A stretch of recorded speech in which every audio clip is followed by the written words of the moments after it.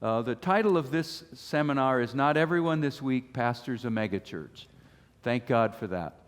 Appreciate our pastors who are involved in ministry, in a different kind of calling. I can remember, and I'm just kind of getting us started, a rolling start. I was not raised in a Christian home. And I grew up in Minnesota. My last name is Loftquist. It's a Swedish name. And so I grew up in Minnesota. And my one grandfather from Sweden, the other grandfather, his name was Leslie. And I'd always wished his name had been Bob or something like that. But I'm Leslie. And the last name Loftquist. That's a mouthful to try to say Les Loftquist. But I've had a lifetime of practice, so I can handle it. I know it's not an easy one to say, but I was not raised in church, didn't come to know the Lord till I was out of high school. And when I came to Christ, it was a total transformation in my life. I was headed this direction, and then after Christ, wanted nothing more than to please God, to learn His Word, to be able to teach others, to lead people to Christ, to disciple them. So it was a great, great joy for me. I am so grateful for the privilege that I've had to serve. After my education, I went out to Utah, where I was a church planter. And the first Sunday we got there, there were 8 people waiting for us outside of the city of Ogden, Utah, a city of about 150,000. And we were in a church of 8. My wife and I and our twins made church. We grew 50% in one Sunday. That was a great thing. We went from 8 to 12, and I was so thankful that God was using us in Utah. And the first, I was there planting a church. We got to 20 pretty quick, within about a month or so. And then I thought we were really doing well. There were others out there who were they told me they were jealous of me for our church's growth. You know, we went from 8 to 12 to 20, and it engendered some jealousy. So they were concerned. I think it was because I was handing out pens, the fastest growing church in Utah. But anyway, we went from 8 to 12 to 20, stayed at about 30 for 5 years. And on our 5th anniversary there, we had a big celebration, and the celebration was our 5th year, and we were all happy. And we had a morning, and then in the evening. And so the morning, we didn't quite hit 40, and then this is after 5 years, and then when the evening service came, Dennis showed up. So that was it. We had one. A congregation of one and a pastor of that was it. I'm not sure you can get much smaller than that. So that was my time in Utah. We were there. Dennis was the only one who came that night. Everyone else had things they did and called away, including my wife. And so she was gone. So it was just me and Dennis, and we stacked up the chairs and put them away. And I remember saying, I even said it to Dennis. I said, I think this is going to make a great story one day in a pastor's conference. And the reason it is a great story is because I think you know what it's like to be discouraged by numbers. I'm thankful to God that shortly thereafter, after all that long time, we actually broke through. We got to 50, then 100, 150, and we were there 10 years. And our church was established as a self-supporting, self-governing, independent local church, and I was so grateful for that. And I look back. I remember the happy day that we were released from the mission. I was a missionary, church planter. I remember the happy day when we moved into a building that we actually were able to build. But in my mind, I remember those early days the most. And it was because they were hard.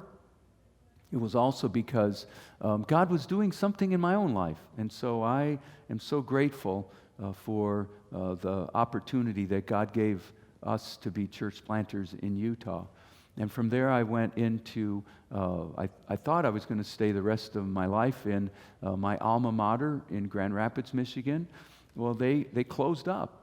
And at that time, I went back into the pastorate. This time it was a big church down in Winona Lake, Indiana, where Grace College and Grace Theological Seminary is located.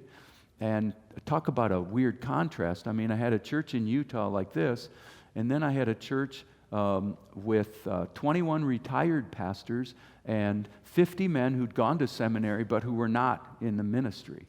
And so it was quite a contrast. And then I was involved in a ministry, IFCA International, which oversees churches as an association, a fellowship of local churches and pastors. And then just in August 1st, I started here at Shepherd's Theological Seminary. I teach in a pastoral department in practical theology classes, and then I also am the director of church relations.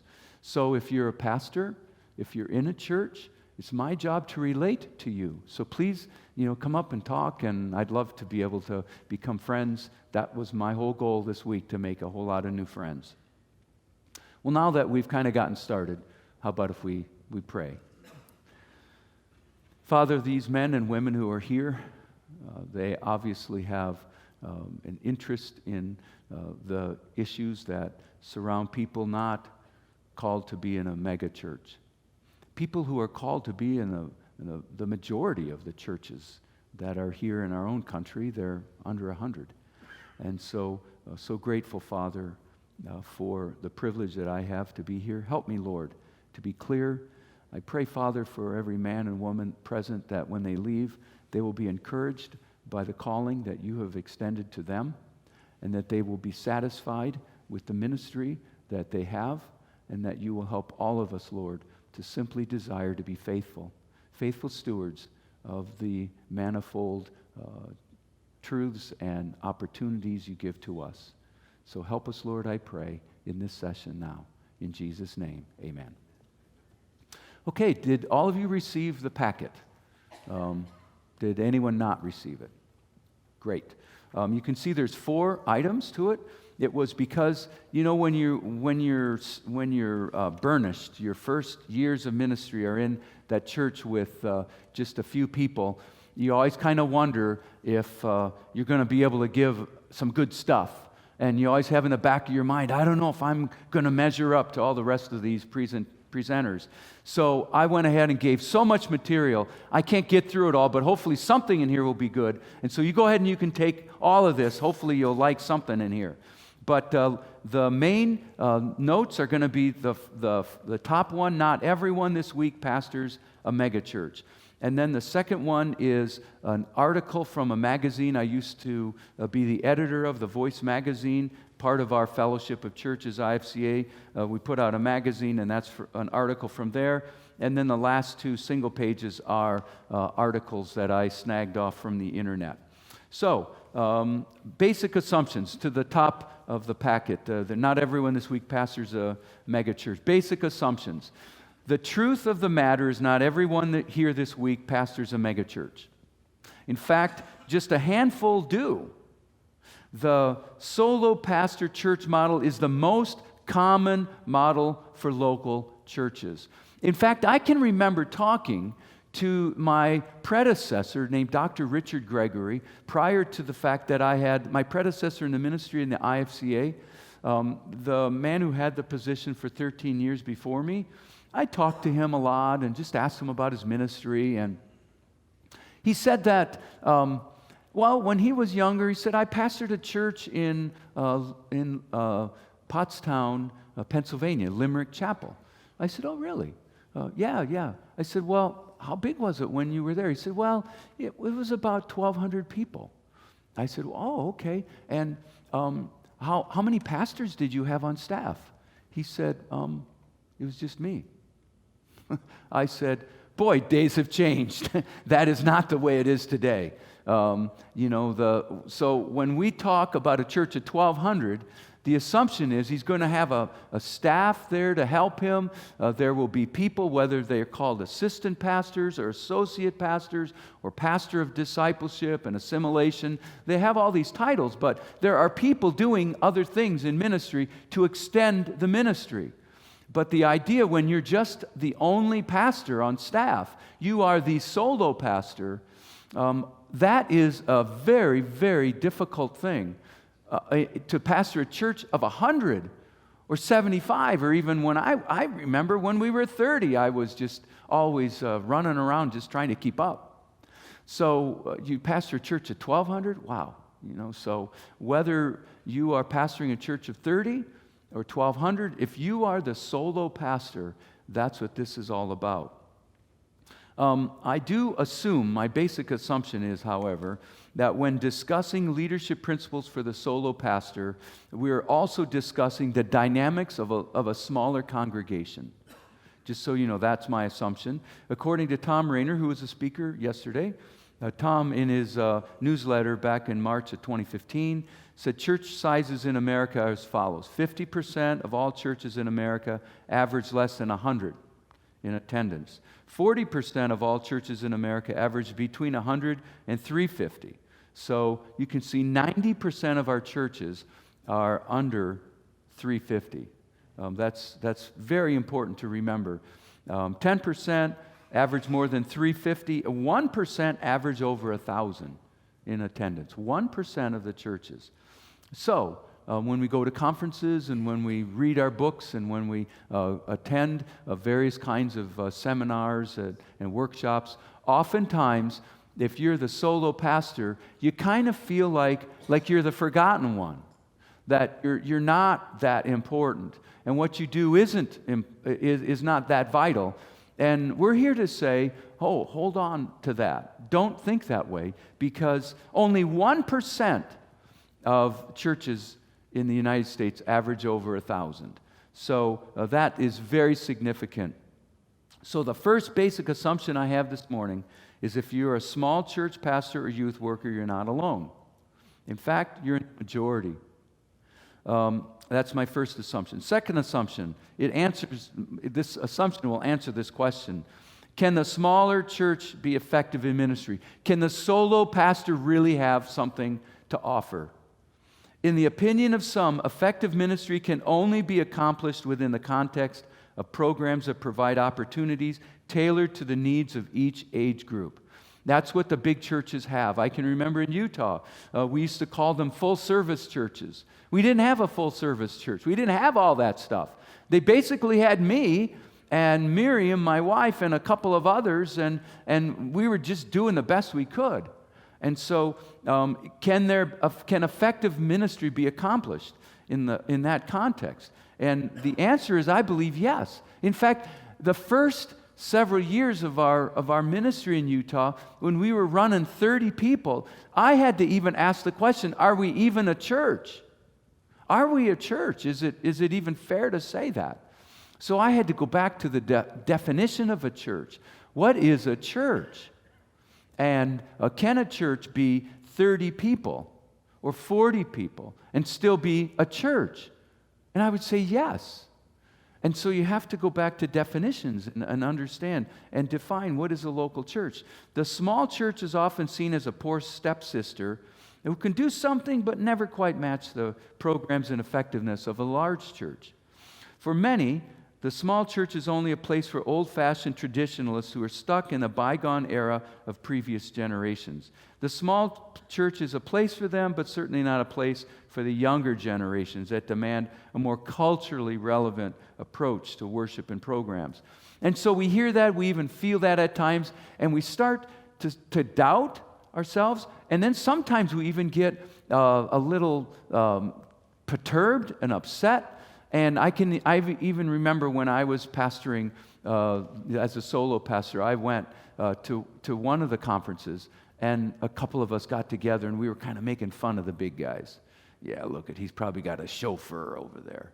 Look at that, look at that guy over there. And you have to guard yourself from that. So that's not what we're doing today.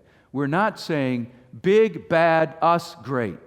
That's not what I'm saying. I'm just saying that we all have a different role. And I believe what you are all about is vital and significant, so hang on to that. So, what you need to do is, as you discover, the smaller church indeed provides an environment for wonderful spiritual growth to occur. You have to maximize your strengths. And typically, we kind of almost apologize for things that we are, and let's take a look at some of these things. Don't apologize for this. Maximize your strength. There are a lot of small churches that know how to do sustainable ministry as a natural part of their church. Many benefits of solo pastor small church ministry include the following. Everyone's important. You can know every adult's and kid's name and many things about them. I really have incredible respect for Pastor Stephen Davey. I'm so thankful to be working here under him. He is my pastor. I'm so grateful for his ministry. He is a great preacher. I love to hear him preach. He is a wonderful man behind the scenes, and we've talked about this very thing. And he said, the thing that bothers me, one of the most that I've never gotten used to, I don't know our people's names. And so I went just about a month ago over to his house. Actually, it was Labor Day, so whenever that was. It was Labor Day, and he had a party for people, some of the leaders, and my wife and I were invited. So I'm poking around in his library, and he invited us. We can come into his library. And so I was looking around, and I was chatting with him, and there I saw the seat where he would have his devotions, and there's a Bible. And right next to that are a series of their cards, flashcards like you used in college or seminary when you were learning Greek. You know, Namas, law. You know, huios, son. And you're going through all those like that. He had cards like that. But they were people's faces. And I asked him, I said, what are those? He said, well, I asked my administrative assistant to prepare the cards for, I like to learn the names of 400 of the people in our church. So he's learning their names. And so when you're in a big church, that's what you have to do. You have to have cards, and of course then he prays for them. But he's trying to remember and say, oh yeah, that's Les and Miriam. Okay. And, flips his cards, and that's what he's trying to do. Well, when you're in a smaller church, that's just natural, isn't it? You just know their names. That's a blessing. It's a blessing that the big church pastor wishes that he could do. So I know that because I've talked to some of the other big church pastors, and they say that is so important, and they just, it bothers them. They can't know everyone's name. Well, you can. The second bullet point, you can be present in homes and on every kid's turf. Go to the school, go to their programs, go to sporting events. You can do that, and you should do that. Big church guy can't. You can make quick, last-minute adjustments. Try doing that when you have a service with 2,000 or 3,000 people, and you have tech people, and you have all the things happening around. They need it. They have to have it be a well-oiled machine. And so you have to do that. Just because you've got so many things happening, so many moving parts. Well, in your church, you can make these adjustments. In fact, you can stand up there and say, hey, we're going to do something different today. We're going to do something different today. And it's a blessing. It's a blessing. And sometimes you'll be able to go do something and put everyone into one van or two vans. They all want to go, and you say, hey, why don't we go see this baseball game? Go watch a baseball game as a group. When anyone who wants to go, and there'll be 11 people, and say, okay, why don't you go in Noah's van, and I'll take the other group, and that's it. That's the great time. You've just had a great time together as a church. That's a blessing. And you can integrate family and student events into the larger church calendar. Just an easy thing. So the smaller church should seek to maximize strengths. Here are a few practical ways. 1, live within your group's statistical means. Change your perspective. Don't try to do things that you can only do in bigger churches. In fact, I talked to Dr. Burgraff, Dave, and he said, hey, I want you to do a seminar. And I just said to him, well, I'll be glad to do anything you want. And he said, okay. And he said, I want to make sure the majority of the guys who are going to be there who are pastors at the conference will be solo pastors. I want to make sure we talk to them because we don't want them to go away feeling discouraged, saying, well, we have to be like the big church, because that's not the case. In fact, that wouldn't be helpful. Live within your church, your church's statistical means. If you usually have 75 people on Sunday mornings and 8 kids in your youth group, don't launch a grade-based small group ministry. Just because it's successful in other churches doesn't mean it'll work in your church. Now, one of the most important things, I'm not going to be telling stuff you don't already know. I'm just going to be telling stuff you know, and up front, you're hearing it, and it's reinforcing it, and you're saying, okay, great. I'm not so odd here. I'm not the oddball here. So you already know that.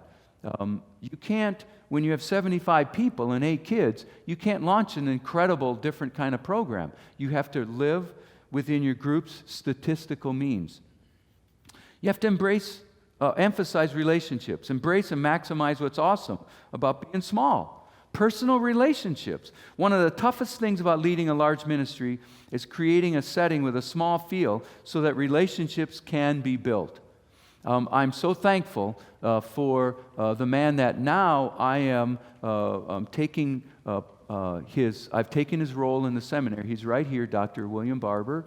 Bill, I'm so thankful for him, and I'm teaching classes he used to teach, and he and I get to team teach in an adult Bible fellowship.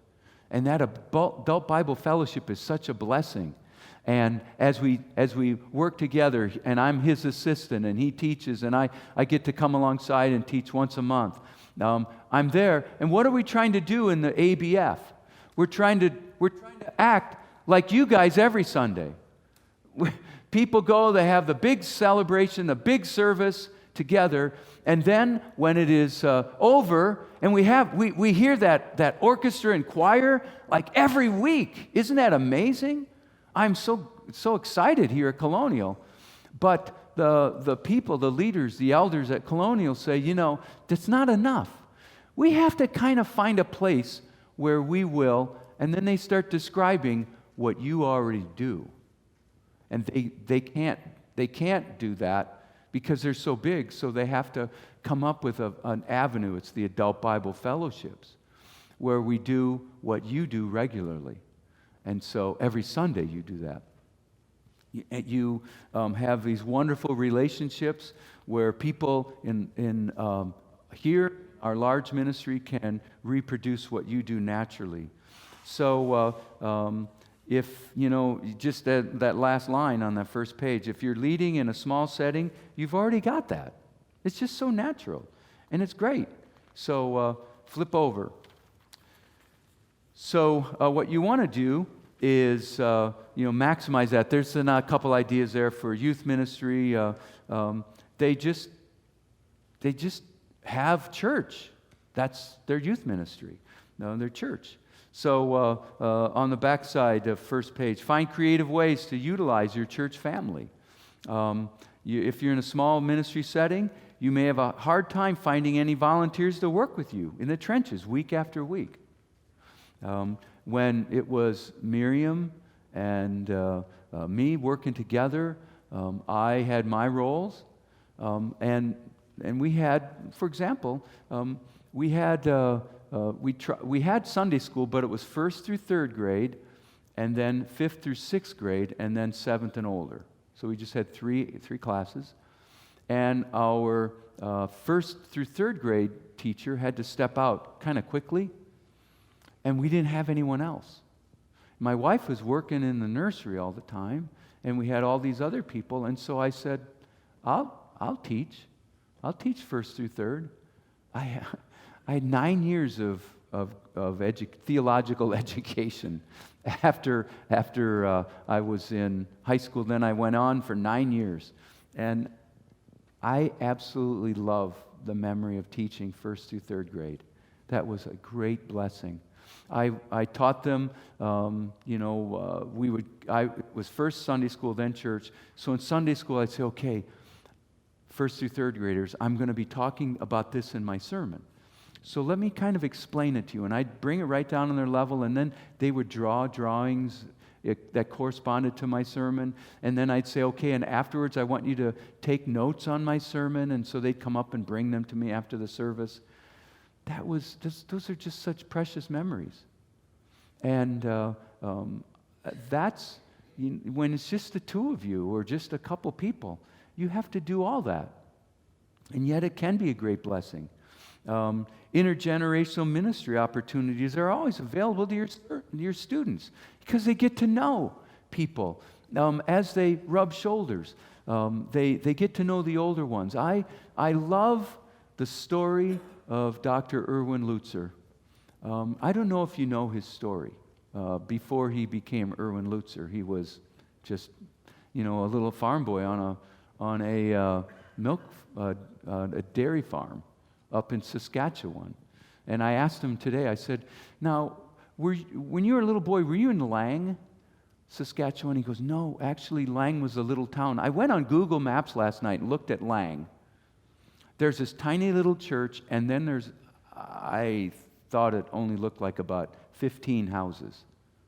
And then Saskatchewan, that part is really flat. And that was it, a little settlement. So I said, were you in Lang? Oh, no, we were 5 miles outside of Lang. So this little settlement, and then it's even further out. And so his story is that for him, church was always with a small group, rubbing shoulders with older people and being encouraged by them, and relationships that just naturally formed between little boy and older people. That just happens all the time where you are. That's a great thing.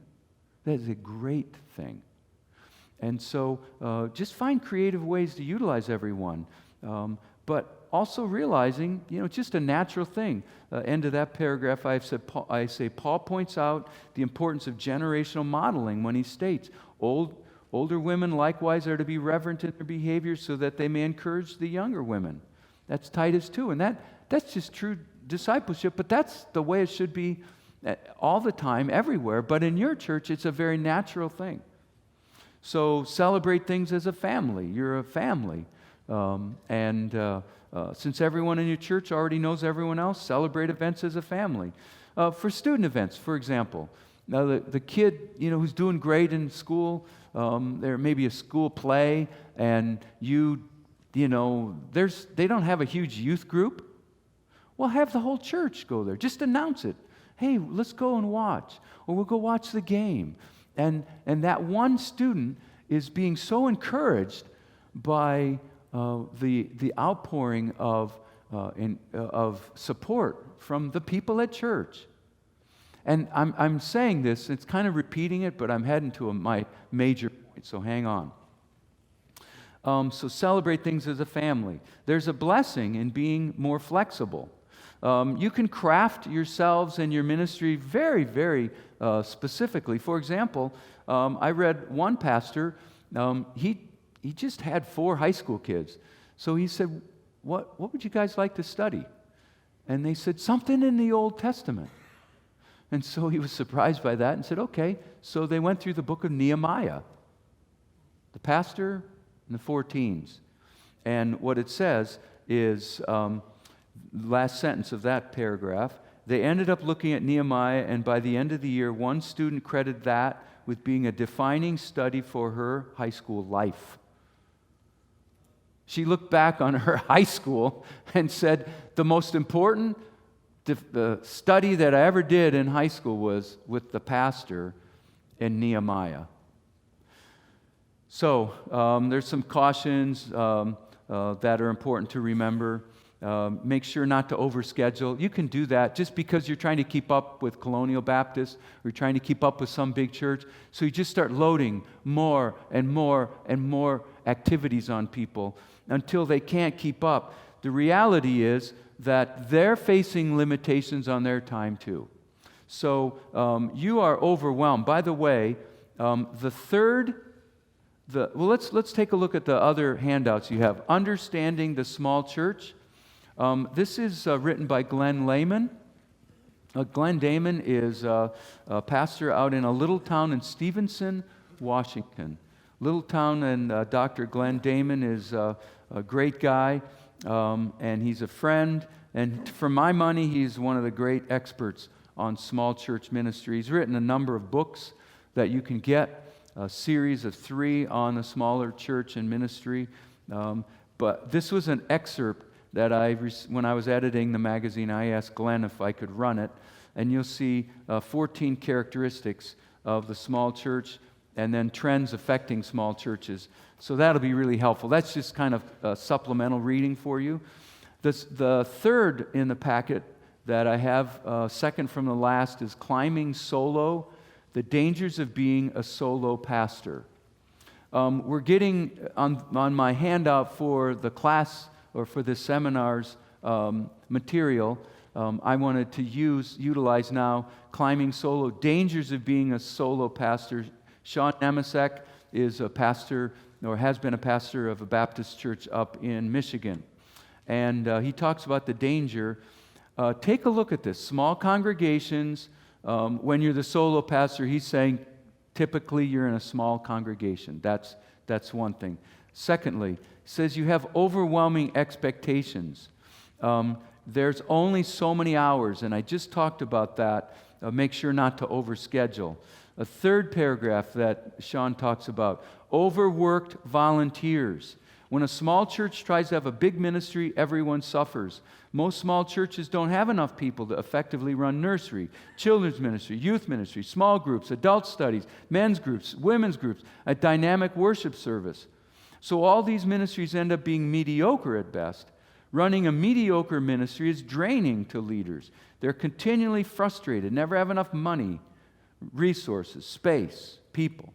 A healthy, simple church would ask volunteers to maximize their gifts and say no to the other things.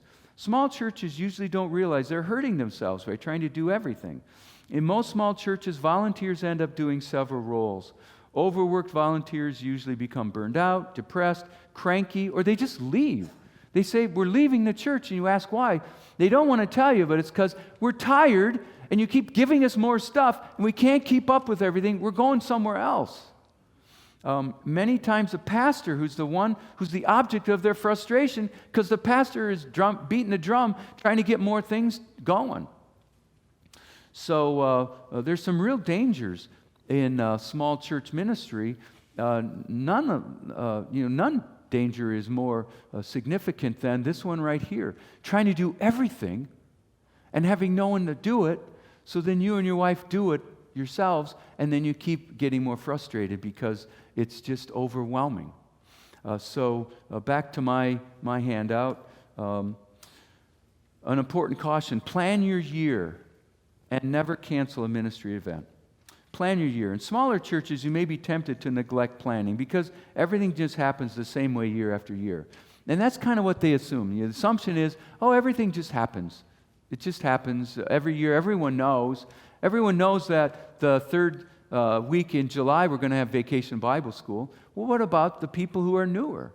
And you're sending a bad signal to them if you just have assuming everybody knows. Don't get careless or sloppy about the need for thinking ahead and then failing to do some strategic planning. Even smaller churches need to plan a master calendar for church events. So, by the end of August every year, you should have a meeting with the key people from all the various ministries. Whatever you have, get everyone in a room. It doesn't have to be fancy or anything like that. You just say, okay, when are we planning to do this? So that you don't overbook. And you can get away with that in a big church when you overbook, or when you say, we didn't realize that the youth mission team was going here when we were doing this over here. We didn't know that big retreat was planned here when we were doing this over there. You can survive. But when you're a little church, you can't. And so it's imperative that you do some of this long distance planning. Just plan your year out. And then the reason I also say never cancel a ministry event, because you're sending the wrong signal. So when you're planning your church's yearly event calendar, be sure to plan events that don't require a minimum number of people. Unless we have 12, we can't do this. Now, don't do that. That way you'll never, if you don't have one of those threshold numbers that have to happen, otherwise we can't, you won't cancel. And I think it's important to not be canceling things, because when you cancel an event due to low attendance, it's sending out a signal that's discouraging to people. And the people who really had their heart set on it, they say, I guess it's not important. We wanted to go. I guess, the four of us don't matter. And so don't go canceling things. Steer clear of events that require a certain number of attenders, and have a plan B in case attendance is lower than expected. If only 2 teens show up, take them to Dairy Queen for the evening. Take them to the Dairy Queen. Don't say, hey, how come Sarah didn't come? Where's Lindsay? They didn't come again. Oh, where's Josh? And before long, everyone is there going, oh. So just, when they're not there, said, okay, hey, you guys want to go to Dairy Queen? I'll buy. And they'll say, absolutely. And so it'll be a great night for them. After you now go to the second page. After you plan, take care of the details. In smaller churches, you may be also tempted to say, I can remember important stuff. Don't trust your memory. Don't trust your memory. Write stuff down like essential family information, prayer requests, important events. Even in a small group, it's easy to lose track of details. Keeping a prayer journal with each person's birthday and other important details is an easy way to keep those pieces straight. At the start of each school year, have your students fill out a form listing their birthday, extracurricular activities, cell phone number, other fun personal details. And do that with the people, too, in your congregation. People have commented to me through the years. They've said, you really have a good memory for names. And I always smile and say, hey, thanks. But the truth is, I work at it. I'll write names down. I'll keep a list in my office. I'll have a church directory. I write little things like, hates Notre Dame football. So when Notre Dame loses, I'll go up to them on Sunday and say, hey, it was a great day yesterday, wasn't it? Notre Dame went down.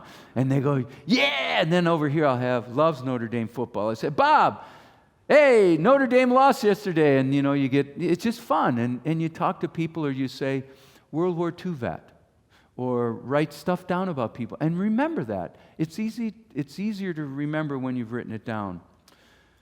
Occasionally, last of the little advice, occasionally get your big group fix. That's why it's good to be here. It is a blessing, isn't it?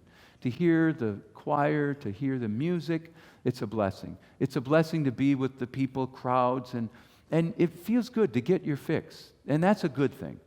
But don't try to replicate everything that you see here. Take some of the good stuff, say, ooh, we could improve there. And that is another danger in a small church with a solo pastor. You get kind of sloppy, kind of careless, you get a little bit cynical, and you kind of lose your edge and you don't improve anymore. Just say, they're all a bunch of, small people, small church, we don't matter. And you just kind of start treading water. That's not a good thing. So be careful of that. So the last 5 minutes, I want to emphasize your greatest contribution to the body of Christ. Smaller churches have the unique opportunity to allow your youth ministry to become ministry leadership lab for the students who are part of it. In a larger church, there's a premium placed on excellent, polished performance ministry. There isn't the same expectation in smaller churches. Smaller churches just go up and do stuff, and they botch it. They don't even know. It's okay. It is okay.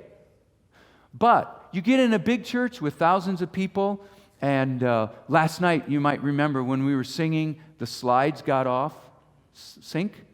The choir was singing one set, and that was a terrible moment for the tech people or for whoever designed it.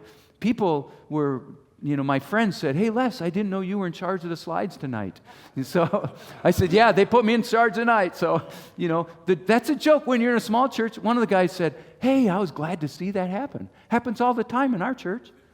And in our church, when you're in a smaller church, you just, come on, Steve, get those slides going, or whatever. And you just go with it. And then something else smaller churches can do. The young people rub shoulders with you, and you get to mentor them. And so make that your ministry. Just say, you know what? I'm going to mentor these young men and women. As a pastor, I can do this. Stephen Davey loved to do that. He'd love to be able to mentor all kinds of these younger people. He just can't. He can't. There's just too many people here. In your church, you can. Back to Erwin Lutzer. When he was a teenage boy, they moved from that little town, that farm 5 miles outside of town, up to Regina, a little bigger. But they were also in a littler church still. And he had opportunity to preach. Stephen Davey would never let a 13-year-old or 15-year-old or 17-year-old preach. He can't.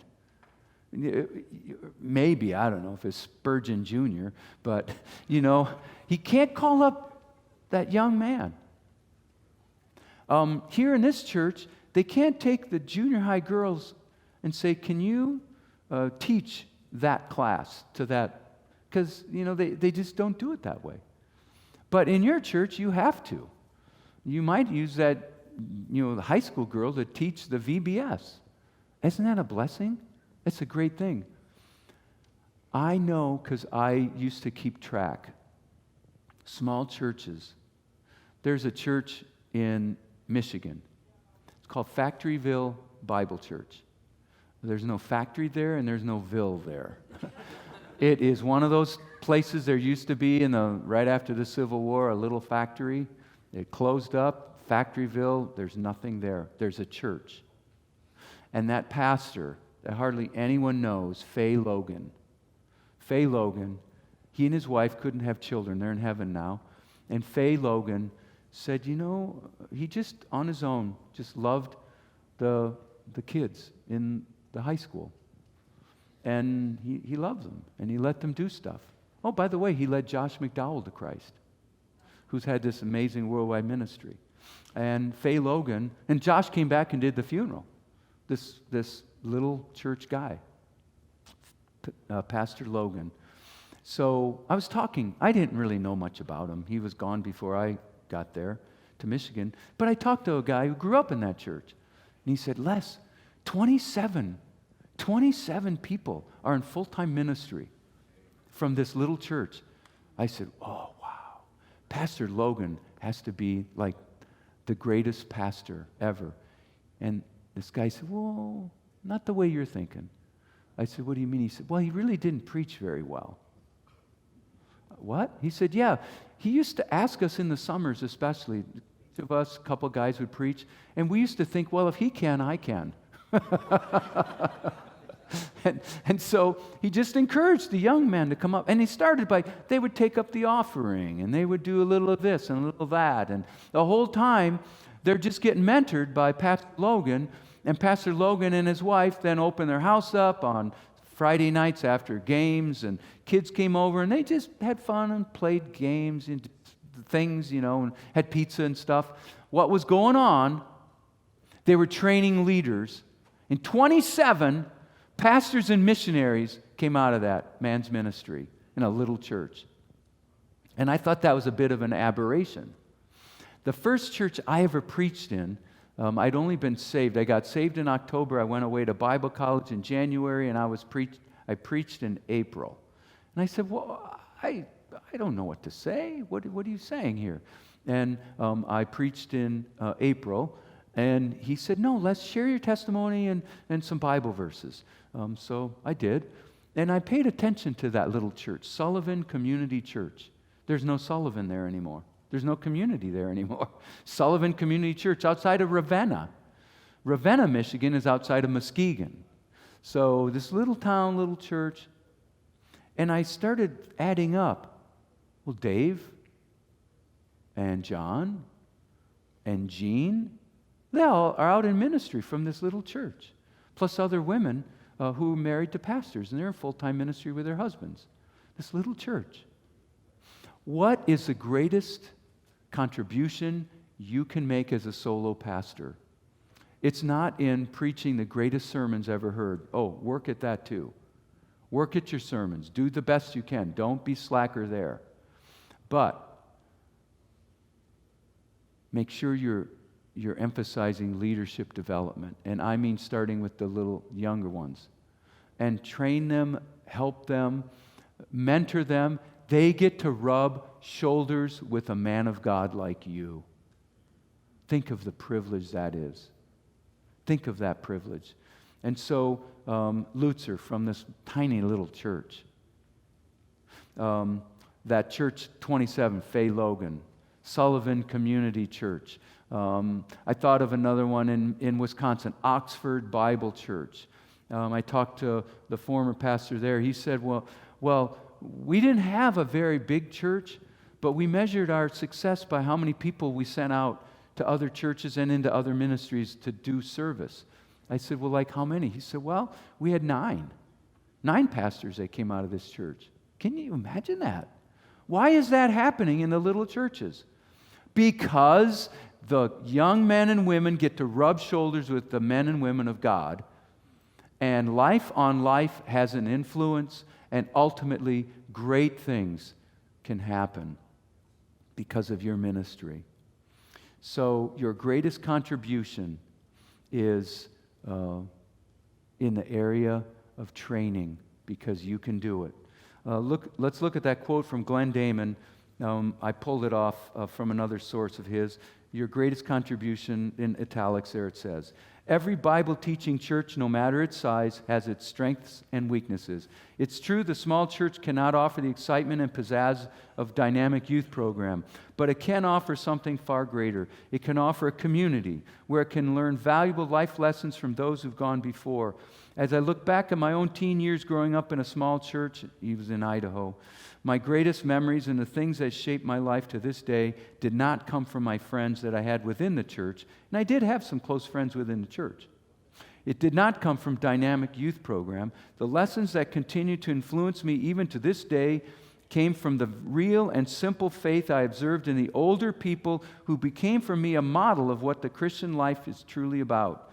Do I feel like I was spiritually shortchanged because I did not go to a large church? Not at all. Rather, I feel I was blessed beyond measure. The greatest thing my parents did for me was the weekly sacrifice they made in taking us to church each week, to a small church where they unselfishly served and ministered as lay people. It was in this church that my siblings and I learned the importance of unselfish ministry that guided me into full-time Christian ministry. You have a great opportunity. God's called you where He has. He didn't call you to be Stephen Davey or Erwin Lutzer. He called them to do that, but you're doing what they can't. And so we all, as a body of Christ, have our roles. Let's stand and be dismissed in prayer.